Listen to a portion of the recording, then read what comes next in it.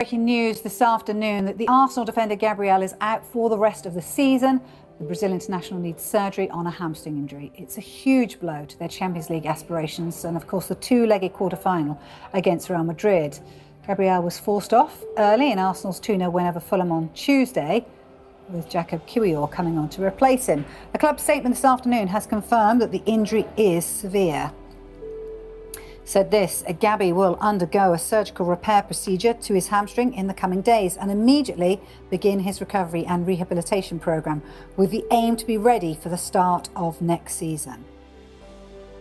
Well, his loss couldn't come at a worse time for Arsenal, with Arteta's side facing a tough run of fixtures, both domestically and in the Champions League, with the Emirates hosting their quarter-final against Real Madrid next Tuesday. And these stats really show how big an impact the defender has since he joined the club almost 5 years ago. They've conceded more goals, dropped more points, and have a lower win percentage without him in the side.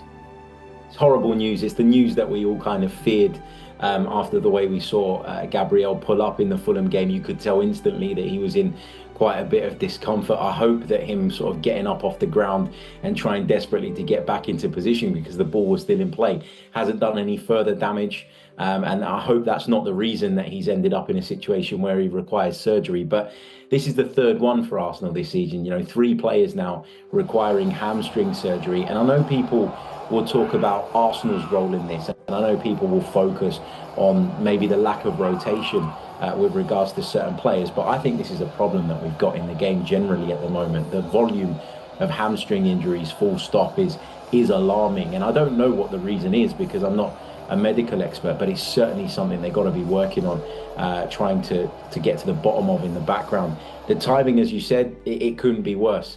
You know, for a long time now, it's felt as though that the Premier League title is headed to Anfield. And so the Champions League has been the real focus. And there's been so much excitement and anticipation around this Real Madrid game, which is coming up. And to lose the player that for me is the player of the season for Arsenal, it is a real big hammer blow. But Gabriel is not just key defensively for Arsenal. He's a major part of their set-piece threat, which has, of course, led to many of their goals in recent seasons. And that's underlined by this statistic. Since the start of last season, out of all the defenders in the Premier League, only Manchester City's Josko Gvardiol has scored more goals than Gabriel's 7. He's been so consistent at both ends of the pitch. He's been immaculate almost defensively, and he's been such a threat going forward. And I worry that him missing is not just going to have an impact in that left centre-back position, but all over the pitch. You think about young Miles Lewis-Skelly, who's come in at left-back and done incredibly well.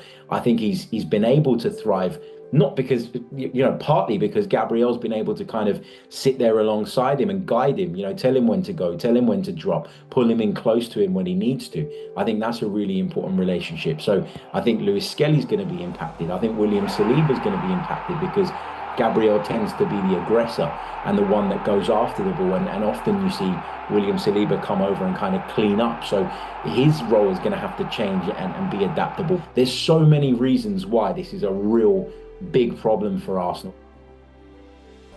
Arsenal are already up against it in the Premier League title race, 12 points off Liverpool with 8 games left. Gabriel's injury comes just as another key player, forward Bukayo Saka, returned from a lengthy absence with a hamstring injury as well. Like this the whole season. I mean, you see Martinelli today, you say we're missing 3 months. You see Bukayo 4 months, Kai 4 months, Jesus almost the whole season, you know.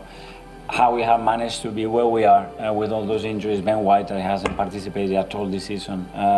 Is what it is. That we wanted so much that we're going to give it a real go, and we are very excited for the next week. So Arsenal will likely bring in Jakub Kiwior to replace Gabriel at centre-back. The Polish international's only made 9 league appearances so far this season, but could now be Arteta's first choice centre-back to partner William Saliba in the final games of the campaign. For me, it's dependent on the fitness of Ben White and Jurrien Timber, because in all the talk about Gabriel, it's maybe been overlooked that Jurrien Timber had to go off the pitch with an injury as well. I'm hoping he's okay. I'm hoping that was precautionary. And if that is the case, and both of those two, Timber and White, are available, then I wouldn't start Jakub Kiwior. I'd put either one of Timber or Ben White in alongside Saliba at centre back. They're both capable of playing there, and then I'd approach it that way. But if only one of them is available, then I think you have to use Jakub Kiwior. And it's not a criticism of the player, because he hasn't played an awful lot of football, and when he has, he's often played at right centre back, which doesn't necessarily suit him, or at left full back, which again I don't think necessarily suits him. So you'd be putting him at least in a more familiar position. But just based on the little we've seen